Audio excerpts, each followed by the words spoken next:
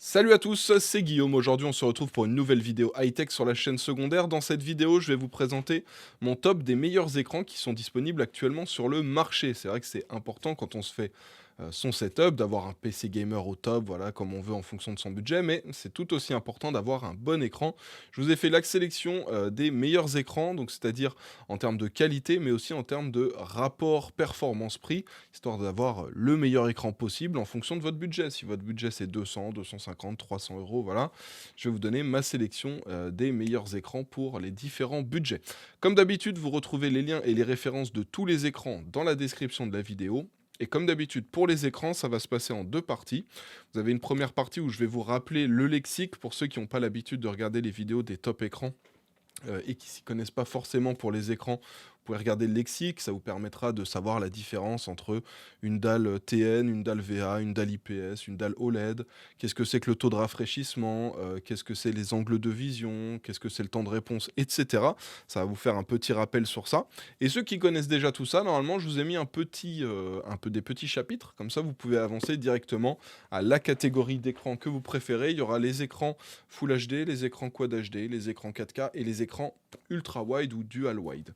Donc voilà, je vous laisse avancer directement au chapitre qui vous intéresse. Et puis pour ceux qui veulent un petit rappel sur le lexique, eh ben ça se passe tout de suite, juste après le sponsor de cette vidéo que je vous envoie dès maintenant. La vidéo d'aujourd'hui est sponsorisée par CD Key Offer. C'est un site qui vous permet d'acheter des clés à des prix intéressants pour des logiciels. Et là, je vais vous parler en particulier des licences pour Windows 10, Windows 11 et Office. Vous retrouvez les liens dans la description en bas de cette vidéo. Et sur ce site, vous allez pouvoir acheter vos clés Windows pour environ 15 à 20 euros. Il suffit de cliquer sur le lien qu'il y a dans la description, d'ajouter le logiciel dans le panier et de se connecter à son compte ou d'en créer un pour ceux qui n'en ont pas encore. On ajoute ensuite le code CKGU qui vous permet d'avoir une réduction de 20% sur le prix affiché sur le site. Une fois le paiement effectué, on attend 1 à 2 minutes et on peut ensuite aller dans le User Center. C'est là qu'on retrouve toutes les clés qu'on a achetées. Il suffit ensuite de copier la clé, d'aller dans les paramètres d'activation de Windows et de coller la clé et le Windows sera activé.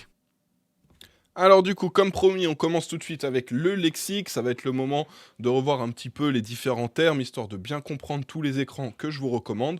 Donc déjà, la première chose dont on va parler, c'est la taille des écrans. Donc la taille des écrans, ça va être des écrans 24 pouces, 27 pouces, 32 pouces, 34 pouces, etc. Donc juste pour rappel, 1 pouce, c'est 2,54 cm à peu près, voilà. Et quand on parle d'un écran 24 pouces, c'est la diagonale. Donc c'est en allant de en bas à gauche à en haut à droite, voilà. Donc ça vous permet de connaître la taille d'un écran. Et en fonction du format, si c'est du 16 neuvième, du 21 neuvième, etc., ça va changer de trois choses. Mais globalement, ça vous donne la taille de l'écran en pouces. La deuxième chose, ça va être la définition. La définition qui est aussi souvent appelée la résolution, parce que c'est le mot en anglais pour dire la définition. Ça va être la quantité de pixels que vous avez en largeur et en hauteur sur votre PC. Et les formats, donc les résolutions, les définitions les plus répandues, c'est la Full HD, la Quad HD, l'UHD, qui est aussi appelée souvent la 4K. Et globalement, la Full HD, c'est 1920 pixels de large pour 1080 pixels de haut. La Quad HD, c'est 2560 par 1440. Et l'UHD, qu'on appelle aussi la 4K, c'est 3840 par 2160. Alors la vraie 4K, normalement, c'est 4096 pixels de large, mais souvent on dit écran 4K pour les écrans UHD. Ça, faut se dire que c'est pour un ratio 16 neuvième. Donc là, ça, je vous en parle tout de suite. Le format d'un écran, donc ce qui est le plus répandu, c'est le format 16 neuvième. Ça correspond au ratio entre la largeur et la hauteur de l'écran. Donc un ratio 16 neuvième, ça veut dire que si votre écran il fait 16 cm de large, il fera 9 cm de haut s'il est en 16 neuvième. Vous avez donc ça le format le plus répandu, mais on a aussi les écrans 21 neuvième. Ça, c'est l'ultra wide. C'est le format que vous avez en général au cinéma ou quand vous regardez une série sur Netflix. Le 21 neuvième, à partir du moment où sur votre télé vous avez des bandes noires en haut et en bas, en général, ça veut dire que c'est du 21 neuvième. Et donc là, ça s'appelle de l'ultra wide. Et donc, c'est un ratio de 21 pour 9. Mais vous voyez, typiquement, un écran Quad HD en 16 neuvième, c'est 2560 pixels de large pour 1440 pixels de haut. Alors qu'en 21 neuvième, ce sera 3440 pixels de large pour 1440 pixels de haut. Donc le nombre de pixels en hauteur ne change pas. Par contre, on a plus de pixels en largeur quand on est en 21 neuvième que quand on est en 16 neuvième pour de la Quad HD. Donc partez du principe qu'il vous faudra en général une carte graphique plus puissante pour jouer en Quad HD 21 neuvième qu'en Quad HD 16 neuvième. Voilà. Et ensuite, on a le 32 neuvième. Alors ça, c'est beaucoup moins répandu. C'est quelque chose qui est beaucoup utilisé pour ceux qui font de la simulation automobile, etc. Voilà, des jeux de simulation d'aviation, par exemple, aussi. C'est donc du 32 neuvième, vous avez bien compris. C'est comme si vous aviez deux écrans 16 neuvième collés l'un à côté de l'autre. C'est vraiment des écrans ultra larges. Et en général, ouais, c'est dans les sim racing qu'on met ça. Alors ensuite, on a le taux de rafraîchissement. Donc le taux de rafraîchissement, quand je vais vous en parler, ça c'est très important quand on achète un écran. Ça s'exprime en Hertz. En gros, c'est le nombre de fois où l'écran va pouvoir rafraîchir l'image en une seconde. Donc un écran 60 Hz, il affiche 60 images par seconde. Un écran 144 Hz, il en affiche 144. Donc vous pouvez avoir un PC très puissant qui vous fait 300 FPS dans les jeux. Si vous avez un écran 60 Hz, vous n'afficherez que 60 images par seconde. Et à l'inverse, c'est pareil. Si vous avez un écran 240 Hz, donc qui peut afficher 240 images par seconde, mais que votre PC n'en génère que 60, eh ben, vous n'aurez que 60 images par seconde. Donc le but, c'est d'avoir un écran adapté à sa config. Donc c'est pour ça que c'est très important. Vous verrez que je vais vous présenter des écrans 144 Hz, il y aura des écrans 165 Hz, il y aura des écrans 240 Hz. Typiquement, si vous voulez jouer avec votre écran 240 Hz, il faut que votre PC puisse générer ces 240 images par seconde. C'est l'idéal. Alors vous n'êtes pas obligé de l'atteindre à 100%, hein, mais le but c'est de s'en rapprocher au maximum. Et il faut prendre aussi en compte la définition. Parce que quand vous allez jouer en Quad HD, vu qu'il y a plus de pixels, vous allez générer moins d'images par seconde qu'en Full HD. Donc l'idéal pour choisir votre écran, c'est que vous vous renseigniez un petit peu sur votre carte graphique et votre processeur et que vous regardiez des benchmarks. Vous tapez sur YouTube benchmark RTX 4070 par exemple, et vous regardez en Quad HD combien ça donne d'images par seconde, et ça va vous donner un petit peu les possibilités de votre carte graphique. Et à partir de ça, ça vous permet de choisir votre écran, quelle définition, quel taux de rafraîchissement est intéressant. Si vous avez une petite carte graphique, ne prenez pas un écran 4K 240 Hz, sauf si vous savez que vous allez changer de PC ou améliorer votre carte graphique dans pas longtemps, mais sinon, c'est un petit peu jeter de l'argent par les fenêtres. Donc le but, c'est vraiment de prendre quelque chose d'adapté et de pas jeter votre argent comme ça en achetant un écran ultra haut de gamme mais que vous n'allez pas exploiter à fond. Et inversement, si vous avez un écran classique, n'achetez pas une énorme config si derrière vous avez un écran Full HD 144 Hz. Donc ça, c'est le taux de rafraîchissement. Ensuite, vous avez les différents types de dalles. Donc les types de dalles qu'on va avoir, ça va en gros impacter la qualité de l'image directe qu'on va avoir. Donc c'est aussi un choix très important. Les dalles les plus répandues, ce sont les dalles TN. Vous avez aussi les dalles VA, les dalles IPS et les dalles OLED. Donc ces quatre catégories-là, c'est ce qu'on retrouve le plus pour les écrans. Il y a d'autres types de dalles, mais c'est vraiment une infime partie des écrans qui sont vendus pour les écrans gamer. Donc les dalles TN, qui étaient aussi les dalles très répandues il y a encore quelques années, maintenant qui sont en grosse minorité, ce sont des dalles qui étaient intéressantes à l'époque parce qu'elles sont très réactives, les dalles TN, mais le gros défaut, c'est la qualité de l'image. L'image est très pâle, les couleurs sont pas vives du tout, on a des contrastes qui sont pas foufou, mais l'avantage, c'est que c'était très réactif. Donc les joueurs compétitifs partaient à l'époque sur des dalles TN qui étaient meilleures que les dalles VA et les dalles IPS. Aujourd'hui, les dalles VA et les dalles IPS se sont énormément améliorées. C'est plus très intéressant de partir sur une dalle TN, c'est pour ça qu'on les retrouve plus beaucoup. Et maintenant, ce que les gens prennent, ce sont des dalles VA ou des dalles IPS. Chacune des deux ont leurs avantages et leurs inconvénients. Les dalles VA vont avoir un très très bon contraste. Ça permet d'avoir des belles nuances entre les différents gris, noirs, etc. Les dalles VA permettent aussi en général d'avoir une dalle incurvée. Voilà. C'est pour ça que vous verrez que la quasi-totalité des dalles incurvées, ce sont des dalles VA. Là où les dalles IPS, elles, ont peut-être un contraste pas aussi bon que les dalles VA, mais elles ont un excellent rendu des couleurs. Donc ceux qui jouent à des jolis jeux en solo, voilà, les dalles IPS, c'est vraiment le top. Alors c'est vrai que le mieux, c'est de partir sur une dalle IPS avec des grosses performances. Mais voilà, vous avez les deux, chacun a ses avantages, ses inconvénients. En général, les dalles IPS sont un peu moins réactives que les dalles VA, mais globalement maintenant c'est à peu près équivalent. Et donc là je vous ai fait donc les dalles TN, dalles VA, dalles IPS, ça c'est ce qui se vend le plus, mais il y a aussi les dalles OLED qui sont arrivées il y a quelques années sur le marché. Les dalles OLED, elles ont un excellent temps de réponse, elles sont ultra réactives, même mieux que les dalles TN. En général, le temps de réponse annoncé pour une dalle OLED, c'est 0,03 millisecondes. Là où avec une dalle TN, on était très content avec 0,5. Là, on a 0,03. Voilà. Donc c'est vraiment ultra réactif. On a le contraste parfait. Donc par rapport au DAL-VA, c'est même encore mieux parce que chaque pixel peut s'allumer et s'éteindre indépendamment sur une dalle OLED, ce qui fait que quand un pixel doit être affiché avec un noir parfait, il s'éteint complètement.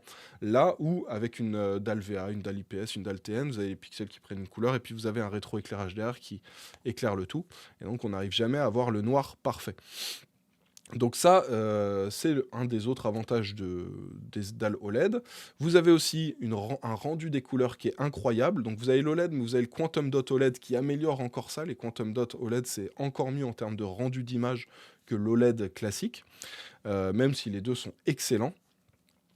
Et donc là, vous devez vous dire, bon, bah, c'est très réactif, la qualité de l'image est incroyable, voilà. Donc là, vous vous dites, bah, c'est parfait, je vais prendre un écran OLED. Alors non, parce qu'il y a quand même un défaut, un gros défaut aux écrans OLED, et ben c'est le prix. Voilà, ils sont parfaits sur la qualité, les performances, etc. Par contre, bah, vous vous doutez bien que niveau prix, ça coûte beaucoup plus cher. Ça peut coûter 3, 5, 10 fois plus cher même qu'un écran classique. Par exemple, un écran Full HD face à un écran OLED. Là, vous pouvez largement faire x10 sur le prix. Donc voilà, l'OLED, c'est très très bien, c'est le top en termes de qualité et de performance, mais c'est aussi que pour les gros budgets. Je vous ai mis quand même quelques écrans OLED, hein, vous verrez dans le top. Et donc voilà pour les différentes dalles. Donc dalle VA pour avoir des bons contrastes, une bonne réactivité. Les dalles IPS pour avoir une belle qualité d'image. Moi j'ai tendance à recommander dalle VA ou dalle IPS pour les joueurs classiques, les joueurs casus, voire compétitifs. Plutôt du VA pour les compétitifs, plutôt de l'IPS pour les joueurs solo. L'OLED pour les plus fortunés d'entre vous. Et voilà, globalement. Et les dalles TN, je les recommande plus trop parce que en termes de rapport qualité-prix, rapport performance plus prix, c'est plus si intéressant que ça. Et on en retrouve surtout plus beaucoup sur le marché. Ensuite, vous avez les différentes technologies NVIDIA G-Sync et AMD FreeSync.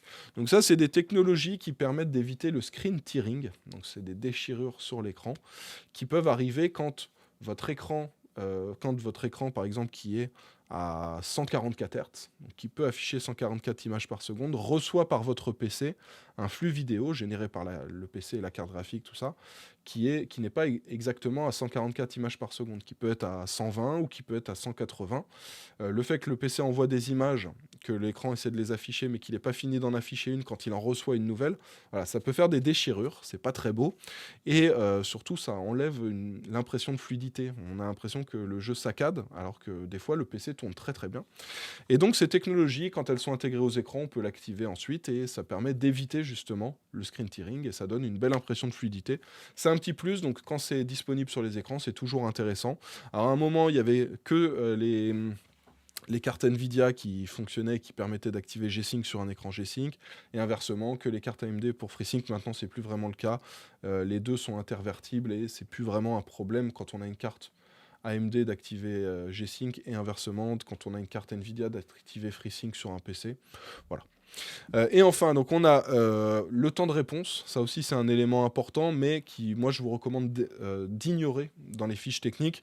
Quand il nous donne le temps de réponse, c'est combien de temps ça va prendre à l'écran de passer d'une couleur à une autre sur son écran. Et le souci, c'est que eux, ils font les calculs en passant d'une nuance de gris à une autre nuance de gris, avec très peu de différence. Et du coup, quand on nous annonce 1 milliseconde ou 3 millisecondes, par exemple, ça représente pas vraiment la réalité. D'ailleurs, vous pouvez regarder des tests d'écran avec des sondes, etc. Où quand on nous annonce 1 milliseconde sur un écran et 1 milliseconde sur un autre, quand on les teste vraiment en concret, il y en a un qui va se retrouver à 8 millisecondes, l'autre à 15. Donc en vrai, c'est une donnée qu'on nous donne. Moi, je vous conseille plutôt de l'ignorer. Parce que parfois, ça peut nous faire choisir un écran plutôt qu'un autre, alors que c'est pas forcément celui qu'on a choisi qui était le meilleur en termes de temps de réponse.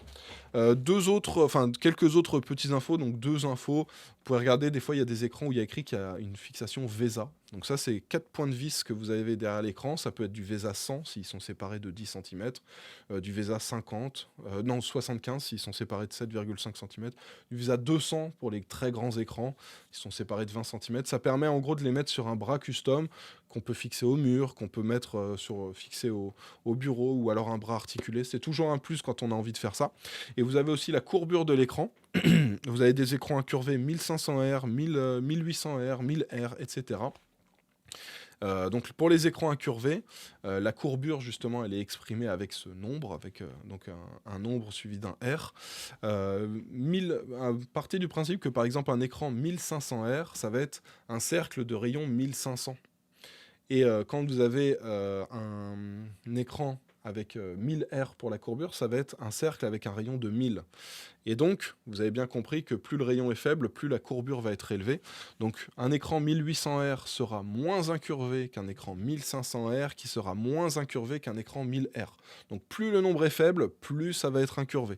Donc, à vous de voir en fonction de ce que vous recherchez. Typiquement, des personnes qui prennent des écrans 32 neuvième pour faire du sim racing. Un écran 1500 R, voire 1000 R, c'est très très bien parce que c'est bien incurvé et on a une belle immersion dans le jeu.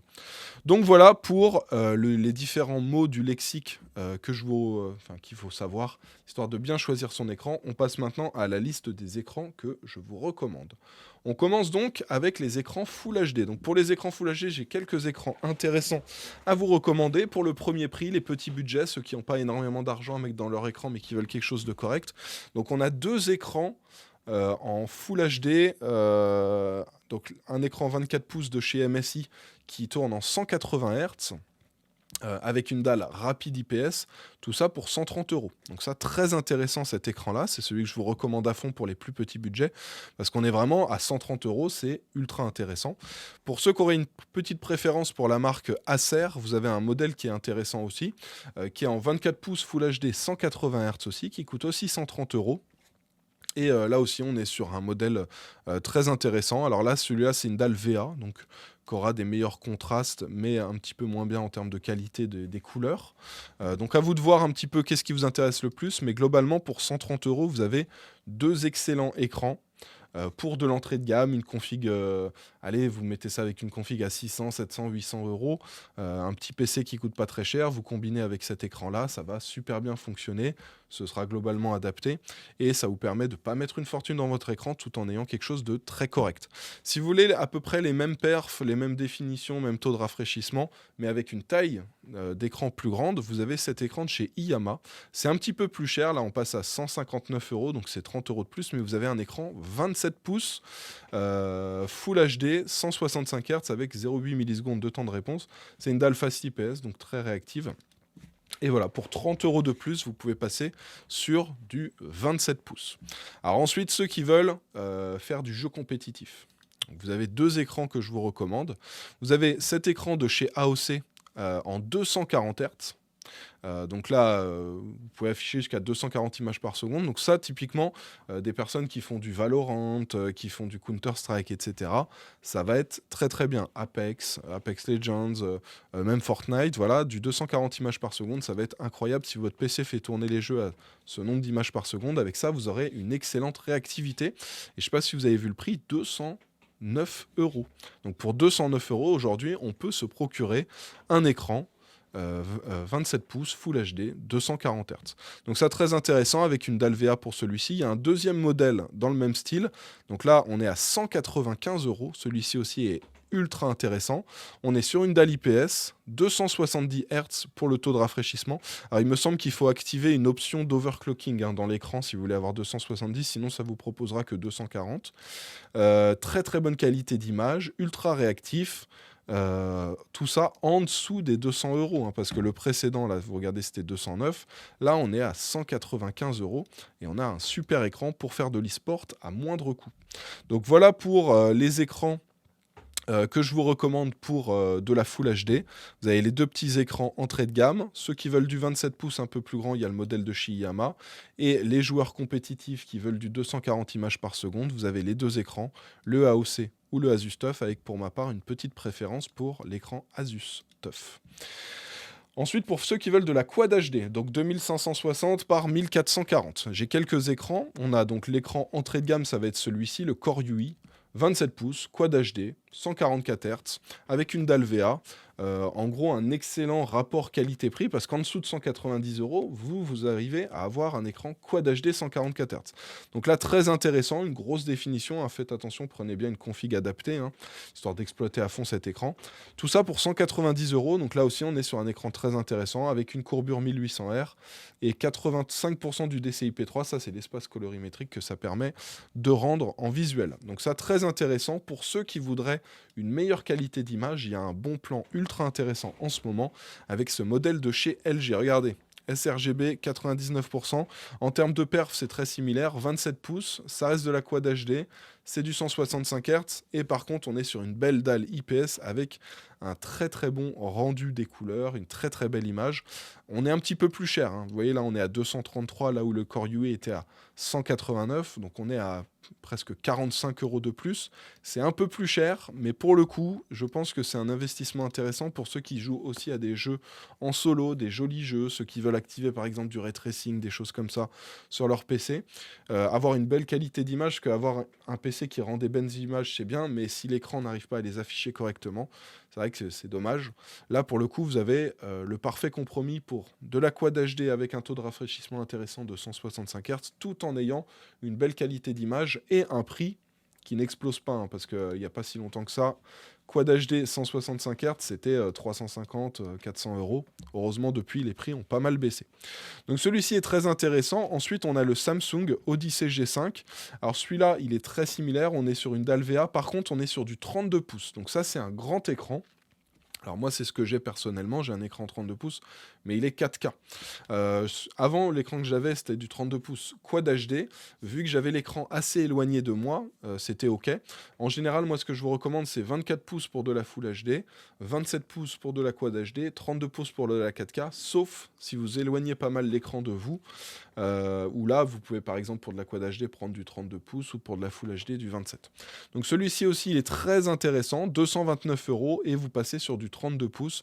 On va dire que c'est une belle évolution en termes de qualité. Je vais le mettre entre le Core UI et le LG et ça vous permet d'avoir du 32 pouces. En général, ça coûte quand même beaucoup plus cher d'être sur du 32 pouces. Là, c'est 229 €, donc je trouve que le prix reste quand même très correct. Juste après, on a le Samsung Odyssey G6. Donc là, toujours en 32 pouces, toujours en Quad HD, toujours en dalle VA. Par contre, 240 Hz. Et oui, on est sur un écran Quad HD 240 Hz. C'est là en général que les prix commencent à vraiment monter. Vous voyez qu'on est à 413 € pour ce modèle-là. Mais là, pareil, un écran haut de gamme de chez Samsung à un prix intéressant, en dessous des 420 €. Et on a de la Quad HD en 240 images par seconde, 240 Hz. Donc voilà, là aussi, très intéressant. On passe maintenant aux écrans 4K. Alors pour les écrans 4K, j'ai pas mal d'écrans à vous recommander. Je crois que j'en ai 4 de mémoire. Donc là, on a l'écran de base. Donc ceux qui ont les consoles d'ancienne génération ou des consoles qui font tourner les consoles next-gen, mais où vous jouez à des jeux en 4K 60, celui-ci va être intéressant parce que pour 260 €, 266 très exactement, vous avez un écran 28 pouces, 4K, 60 Hz. Donc c'est la base. Vous avez un écran 4K réactif, intéressant pour jouer sur console. Alors c'est pas de la 4K 120, donc prenez pas ça si vous jouez à des jeux qui tournent en 4K 120, par exemple sur la PS5. Mais pour du jeu classique, sur un bureau, vu que c'est du 28 pouces, c'est pas un écran gigantesque, ça peut être intéressant, à moindre coût, parce qu'on est en dessous des 300 €. Ensuite, on retrouve cet écran de chez MSI. Alors là, on est sur de la 4K en 144 Hz. Donc là, c'est du 32 pouces. Et l'avantage, c'est que les écrans en 4K et en 144 Hz, en général, on est plutôt dans les 550, 600 € à peu près de budget. Là, aux alentours des 400 €, ça permet d'avoir un écran comme celui-ci. Alors, on est sur du 32 pouces, donc pour de l'UHD de 3840 par 2160, c'est très intéressant pour du 31,5 pouces. Et on est sur une dalle VA incurvée 1500 Hz. Donc celui-ci, très, très intéressant pour de la 4K. Pour ceux qui voudraient l'écran 4K ultime, alors là, c'est plus du tout le même prix. Comme vous le voyez, on a cet écran de chez Alienware. Là, c'est du 32 pouces en 4K aussi. Par contre, on est sur du Quantum Dot OLED pour la dalle. On est sur du 240 Hz pour le taux de rafraîchissement et donc 0,03 millisecondes pour le temps de réponse.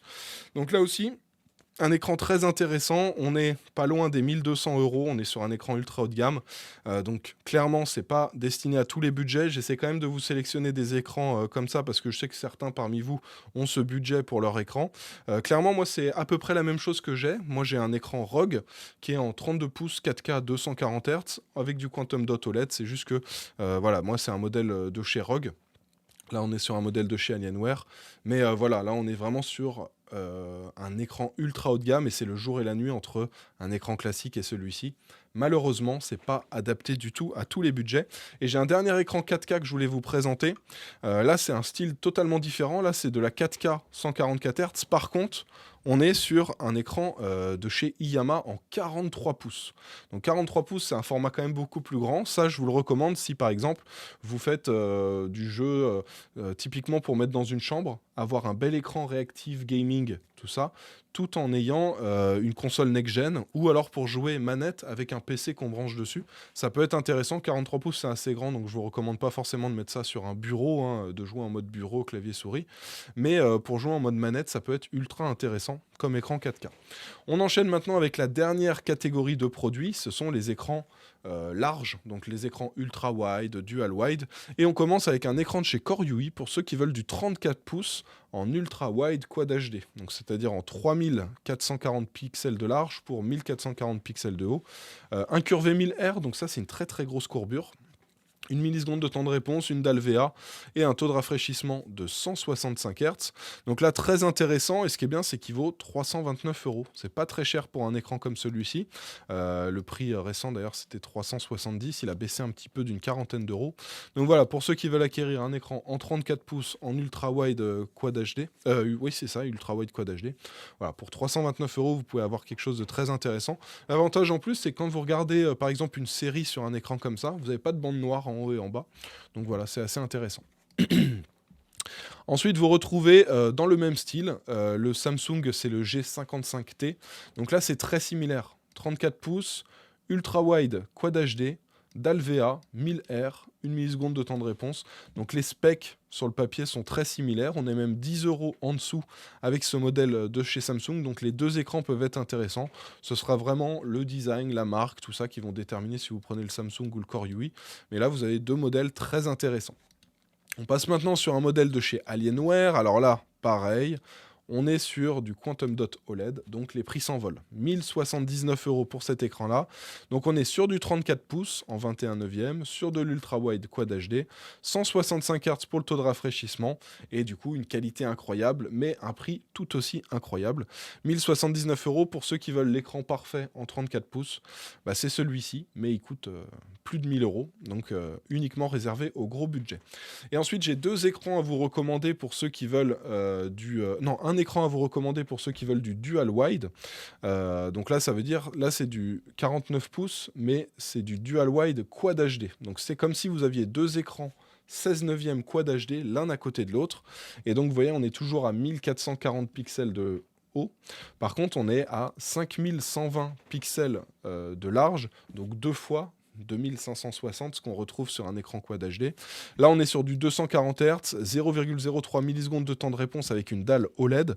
Donc, en gros, on est sur un écran incroyable aux alentours des 1000 €. À l'époque, il coûtait aux alentours des 2000 quand il est sorti. C'est pour ça que je trouve ça incroyable de le retrouver à ce prix-là aujourd'hui. Et l'avantage, c'est que voilà, vous avez un écran ultra large, donc bien immersif si vous faites du sim racing, des jeux de course, des choses comme ça, avec une très grosse définition, donc deux fois de la quad HD, et un taux de rafraîchissement de 240 Hz. Vous ferez quand même bien attention parce que il faut un sacré PC pour faire tourner les jeux avec ça, hein. C'est 4090 ou 7900 XTX only. Donc voilà, mais globalement, si vous cherchez l'écran parfait en 32/9, celui-ci est bien. Alors il y a le Neo G9 qu'ils ont sorti récemment Samsung, mais je le trouve encore assez cher, donc je préfère vous recommander celui-ci, le OLED G9 classique. Enfin bref, on a fait le tour des différents écrans que je voulais vous recommander. Je vous rappelle que vous avez les liens et les références de tous les écrans dans la description de la vidéo. Si cette vidéo vous a plu, n'hésitez pas à me soutenir avec un petit pouce bleu. Si vous n'êtes pas encore abonné, n'hésitez pas à le faire en mettant la cloche pour recevoir toutes les notifications. On va se laisser pour cette vidéo. On se retrouve dans une semaine pour une nouvelle. En attendant, portez-vous bien. Ciao tout le monde!